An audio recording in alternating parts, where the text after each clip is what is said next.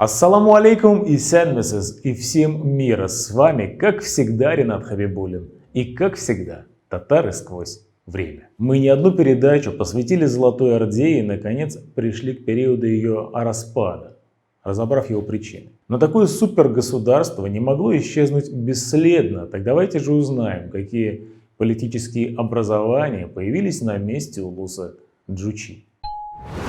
Из всех государств, созданных чингизидами, улус Джучи, он же Золотая Орда, имела политическое продолжение в Восточной Европе вплоть до конца XVIII века, когда один из ее прямых наследников, Улуг-Орда в Крыму, известная в историографии как Крымское ханство, была присоединена к России. Период распада, который начался в конце XIV века, плавно перешел и в XV.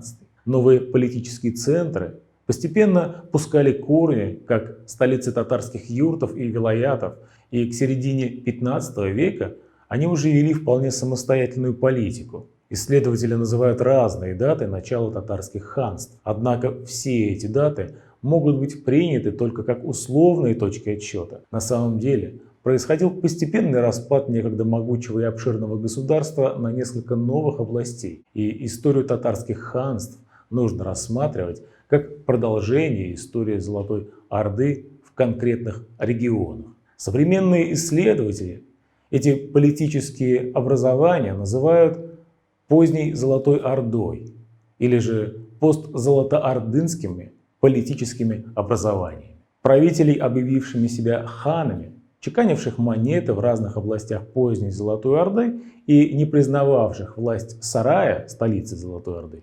исследователи рассматривают как претендентов, которые не планировали создавать новое государство, а стремились сохранить Сарай и подчинить своей власти других, таких же претендентов, порой своих родных братьев или же родственников из других линий джучитов. Все они боролись за контроль над Тахт-Эли, то есть за тронное или престольное владение, город Сарай на Нижней Волге. Обладание Сараем делало одного из ханов главным среди претендентов, продолжая собирать налоги, осуществлять гражданскую и военную власть, охранять свою часть общей границы. Иногда они затевали между собой войны, а иногда устанавливали статус-кво. Они также могли объединяться против кого-то из внутренних или внешних врагов. Так постепенно оформились татарские ханства со своими приоритетами в геополитике. Процесс распада Золотой Орды продолжался достаточно долго, и она постепенно трансформировалась в самостоятельные области. Но одно из ханств по статусу всегда было выше остальных. А вначале это была Большая Орда, собственно, та же самая Золотая Орда, но уже сильно усеченная другими татарскими политическими образованиями. Далее Тахт-Эли перешел под контроль Хаджи Тархана, а затем Крыма. Последний, хотя в дальнейшем непосредственно и не контролировал Нижнее Поволжье, но после разгрома Большой Орды объявил себя Тахт-Эли. Это означало, что тронное владение принадлежит им. И с тех пор ханство с центром в Крыму называлось Улуг-Орда, то есть Великая Орда. А остальные татарские ханства назывались юртами или вилаятами. В историографию они вошли как Казанское, Крымское, Астраханское, Касымовское, Тюменское и Сибирское ханство, а также две орды – Большая Орда и Ногайская Орда. Название Ногайская Орда закрепилось за мантыкским юртом в силу того, что ее правители были не ханы-чингизиды, а беки из Черной Кости, потомки Идыгея. Татарские ханства продолжали свои золотоордынские традиции и представляли собой некую средневековую конфедерацию. Главный из них был обладатель Тахт-Эли, Улуг-Улус Большая Орда. На ступеньку ниже были те, которые в своих официальных документах именовали себя вилаятом, то есть областью великого государства. Вилаятами были вилаяты Казань, вилаяты Тюмень, Туранский вилаят,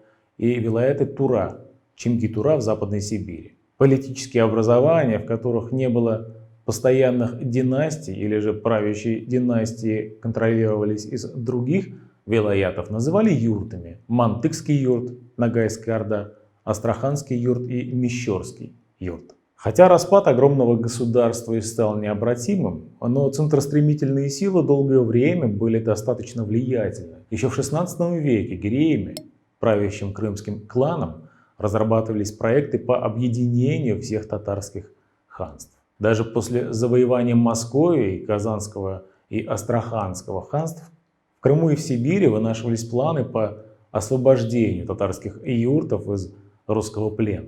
Но необходимо признать, что противоречия между татарскими правящими кланами также были сильны. Необратимый распад начался после разгрома и систематического разрушения Тамерланом экономических центров Золотой Орды в 1395 и в 1396 годах. А дальнейший упадок городов торговли и в целом культурной и экономической жизни был связан с тем, что основные трассы торговых путей переместились на юг, в Среднюю Азию и Персию, на территорию империи тимуридов. Во второй половине 15 века Османская империя расширила свои владения на Балканах и блокировала венецианцам и генуэзцам торговлю в Черном море, тем самым ограничив основных участников черноморской торговли. Усеченная Золотая Орда, Большая Орда, теперь контролировала только центральные регионы. К 40-м годам 15 века за Большой Ордой остались только земли между Волгой и Днепром. Несмотря на наличие других претендентов на окраинах государства, власть сарайского хана еще признавалась на всей территории Золотой Орды. Так было до захвата Сарая Кучук-Мухаммадом и изгнания им хана Улуг-Мухаммада. Кучук-Мухаммад был потомком хана Тимур-Кутлуга, человека непопулярного из-за того, что именно он вместе с Эдыгеем привел в страну Аксак-Тимура, Тамерлана. Поэтому многие татарские кланы не признавали его власть, постепенно создавали государственные образования в Крыму и в Среднем Поволжье. Можно утверждать, что приход Кучук-Мухаммада к власти обострил династические противостояния среди джучидов и привел к образованию татарских ханств.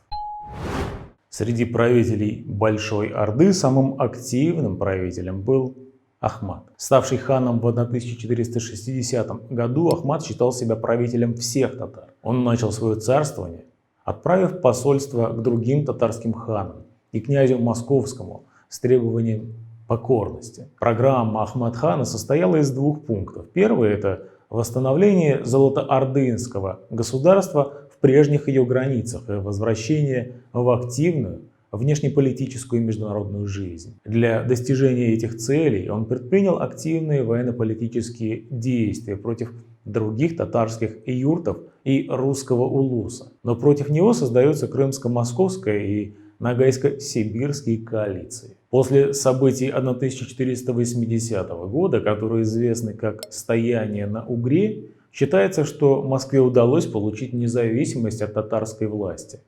Однако говорить о полной независимости еще не приходится. Крымское ханство до конца XVIII века считало Россию и русские территории Великого княжества Литовского, Украину, своей вотчиной. После 1480 года Москва вместо Большой Орды продолжала платить дань нескольким татарским ханствам. О полной независимости можно говорить только с середины XVI века. После упадка Сарая столицей Большой Орды с 1481 года становится один из старинных татарских городов – Хаджи-Тархан. В таком формате Большая Орда просуществовала до завоевания основной части ее территории крымским ханом Менгли-Гиреем в мае 1502 года. После этого события она потеряла свои земли на западе и контролировала только Нижнее Поволжье, трансформировавшись в так называемое Астраханское ханство. Конкретной датой прекращения существования